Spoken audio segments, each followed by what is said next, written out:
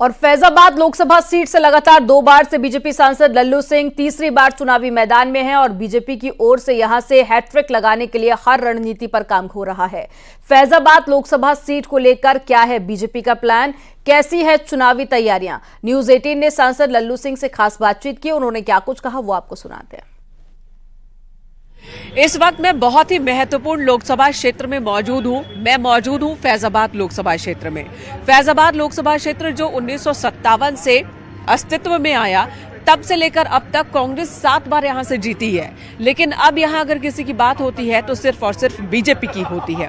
जाहिर सी बात है, राम मंदिर आंदोलन जो यहां से उठा उसने बीजेपी की सूरत बदल दी, तो फैजाबाद को बीजेपी ने उतना ही महत्वपूर्ण दिया है। बीते 10 साल से यानी लगातार 2 बार बीजेपी के ही सांसद यहां से हैं। लल्लू सिंह जी इस वक्त हमारे साथ मौजूद हैं, तीसरी बार चुनाव मैदान में है बीजेपी की ओर से, और इनको टक्कर देने के लिए समाजवादी पार्टी और कांग्रेस के गठबंधन की ओर से अवधेश प्रसाद को चुनाव मैदान में समाजवादी पार्टी ने उतारा है। इन्हीं से जानते हैं तैयारी कैसी चल रही है। सबसे पहले तो ये बताइए, तैयारी कैसी चल रही है सांसद जी? चुनाव की घोषणा के बाद बूथ स्तर पर जो हमारी संरचना, बूथ प्रमुख, पन्ना प्रमुख, बूथ की समितियां, एक बार सबकी बैठक हो चुकी है। उसमें कहीं कोई समस्या थी, कोई बाहर चला गया, कोई बीमार है, कोई कुछ है, तो उसके स्थान पर नए लोगों को लेकर के क्योंकि पार्टी भी जो है और उसकी सोच है कि हमारी बूथ समितियां अगर ठीक से बन जाएंगी तो वोट तो मोदी जी के नाम पर आज ही है हमारे पास, और वो बूथ समितियां ही घर घर संपर्क करने का काम करेंगी, वोट निकालने का काम। अभी भी आप एक मीटिंग करने वाले हैं, रात का वक्त हो चला है, लेकिन मीटिंग सब भी चल रही है। ये मीटिंग किस लिए है? ये जो हमारी बूथ समितियों की जो बैठक हुई, एक तो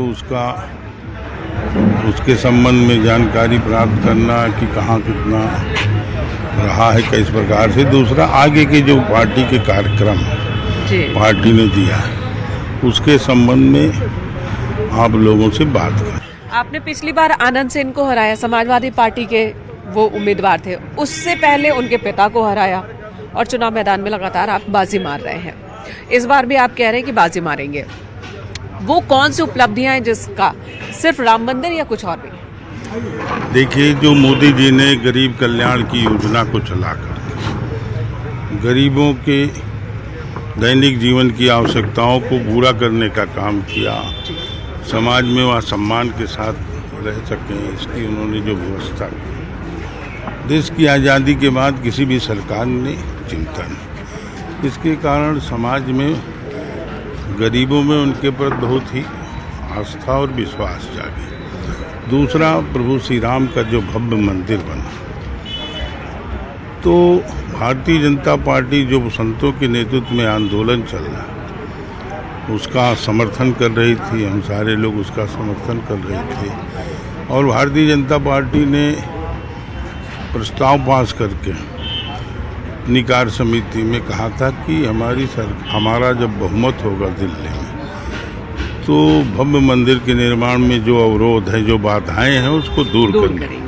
आपने बहुमत की बात कही। अभी हाल ही में आपका एक बयान बहुत विवादित भी रहा, आपने हालांकि उस पर सफाई दी, और विपक्ष भी आरोप लगा रहा है, अखिलेश यादव हो गए, राहुल गांधी हो गए, वो कह रहे हैं कि अब अगर बीजेपी सत्ता में आती है तो संविधान खतरे में है, संविधान बचाने की लड़ाई लड़ रहे हैं। आपने कहा था कि बहुमत से सरकार बनती है और संविधान बदलने के लिए 2/3 बहुमत चाहिए। ऐसा है ना, उसको तोड़ मरोड़ कर लोगों ने पेश करने की कोशिश की। जब और देश के नेता माननीय प्रधानमंत्री जी जब कह दिया कि दुनिया की कोई भी ताकत डॉक्टर भीमराव अम्बेडकर के द्वारा बनाए गए संविधान को नहीं बदल सकती, तो पहली बात तो वहीं बात खत्म हो गई। दूसरी, हमारी कभी मंशा भी नहीं। 5 बार आप विधायक रहे जी, और 2 बार सांसद हो गए, तीसरी बार 45-50 सीट भारतीय जनता पार्टी पाती। अब तो आपको इलाके के लोगों के चेहरे याद हो गए होंगे। स्वाभाविक है, मिलते जुलते चेहरे, बहुत सारे लोग नाम याद हो गए, बहुत सारे लोग चेहरे याद हो गए हैं, वो तो स्वाभाविक है। यहाँ एक बार दिखा देते हैं, देखिए कुर्सियाँ सजी हुई हैं और बीजेपी के दफ्तर में किस तरह से जब हम बात माइक्रो मैनेजमेंट की करते हैं तो ये दिखा रहे हैं। अब बड़े बड़े नेताओं की मीटिंग्स देखते हैं, पीएम मोदी की मीटिंग देखते हैं, अमित शाह की मीटिंग देखते हैं, राजनाथ सिंह की मीटिंग देखते हैं, और वही परंपरा नीचे तक ग्राउंड लेवल तक आपको नजर आएगी। यहाँ पर सांसद जी मीटिंग ले रहे हैं, बैठकों का दौर बार बार इसी तरह से। सिर्फ टास्क देना काम नहीं होता है इन बैठकों का मकसद, बल्कि फीडबैक लेना और फिर जो टास्क कितना पूरा हुआ है, कहाँ क्या दिक्कत है, क्या अवरोध है, किस बूथ पर क्या परेशानी है, उनका फीडबैक लेते हैं सीधे सांसद जी और फिर उस इलाके में उस तरह का काम करते हैं। तो इस तरह से लोगों से जुड़ते हैं। ये बताइएगा कि अब अगर आप फिर से आते हैं, फिर से जीत कर आते हैं, संसद जाते हैं, तो अब फैजाबाद के वो कौन से मुद्दे हैं जो आप पार्लियामेंट में रखने वाले हैं? देखिए, फैजाबाद के बहुत सारे, अभी अयोध्या में तो विकास, जब हम 14 में सांसद हुए थे तो एक हमारे मन में भरोसा था, विश्वास था कि भगवान राम का भव्य मंदिर बनेगा, तो उसके पहले ही अब जो इंफ्रास्ट्रक्चर के बड़े बड़े काम हैं वो हो जाए। इसलिए 16-17 तक हम सारे बड़े कामों को हमने स्वीकृत करा। रेलवे लाइन का दोहरीकरण, Ayodhya railway station, medical college, Faizabad से, अयोध्या से लेकर जगदीशपुर तक 4 लेन की सड़क। विपक्ष का आरोप भी है कि अयोध्या के विकास के नाम पर सिर्फ राम मंदिर और उसके आसपास का हुआ है विकास, और कोई काम नहीं हुआ है। ऐसा नहीं है, यहाँ पर सभी विधानसभाओं में सब काम हुए। आप यहाँ अटल आवासीय विद्यालय है जहाँ श्रमिक के बच्चे पढ़ते हैं। यहाँ पर आयुर्वेदिक मेडिकल कॉलेज भी बना है रुदौली में, वो भी भारत सरकार ने दिया।